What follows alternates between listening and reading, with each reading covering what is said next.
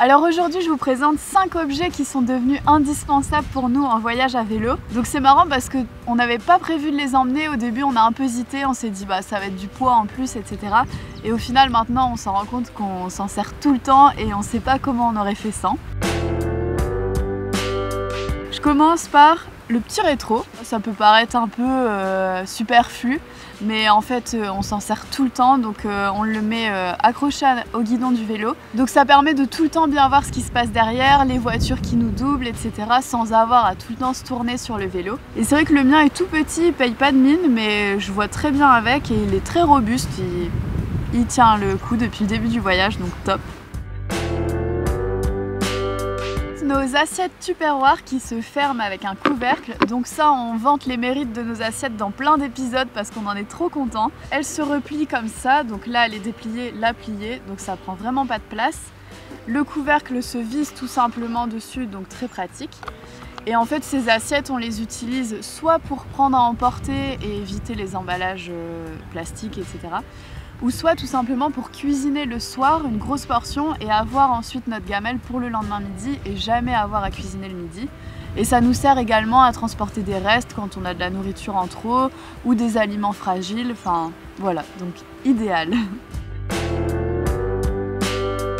Troisième objet, alors qu'est-ce que c'est que ça? Ce sont des patchs de réparation très utiles et donc qui peuvent servir à réparer toute surface lisse. Donc ça peut être les sacoches, la tente, la toile de tente, les chaussures, une veste, tout ce qui commence à faiblir un peu au bout d'un an de voyage, un petit patch. Et donc ce sont des carrés comme ça et il y a juste à découper la quantité qu'on souhaite pour combler le trou. Et donc bien sûr c'est étanche, donc nous on a réparé pas mal de trous dans la toile de tente avec ça et aucun souci, ça tient bien le coup.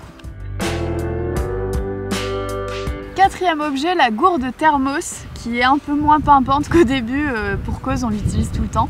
On peut se dire que la paroi inox qui fait isotherme est beaucoup plus lourde que des gourdes de base, et ce qui est vrai, donc c'est pour ça qu'on a hésité à la prendre.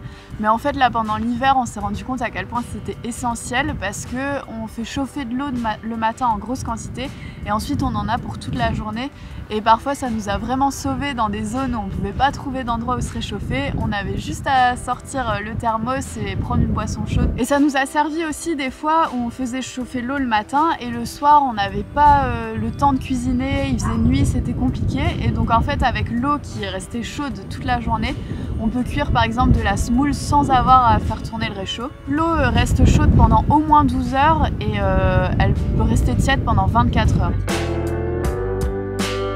Donc cinquième et dernier objet, mon préféré, le plus mignon et le plus intriguant de tous, c'est une petite lanterne donc, de la marque LED Lancer qui est une super marque pour tout ce qui est éclairage comme ça de bivouac. Et en fait cette petite lanterne peut se suspendre à la tente et éclaire de manière incroyable la tente. Nous on l'a pris en température de couleur chaude donc pour avoir une lumière orangée et à chaque fois on se croirait vraiment à la maison quand on est dans la tente. Donc ça je recommande, ça permet vraiment d'apporter un certain confort et en complément à la lampe frontale c'est vraiment idéal. L'avantage en fait de cette lanterne c'est qu'elle va diffuser la lumière, donc vraiment comme un plafonnier et pas, ça va pas être un faisceau directement comme une lampe frontale. Donc les deux se complètent vraiment bien, on laisse la lanterne dans la tente pour avoir un éclairage vraiment complet et on a la lampe frontale pour des choses plus précises et quand on est en extérieur, quand il fait nuit. Et donc elle a une très grosse autonomie, on ne doit pas la recharger souvent et elle se recharge sur secteur tout simplement.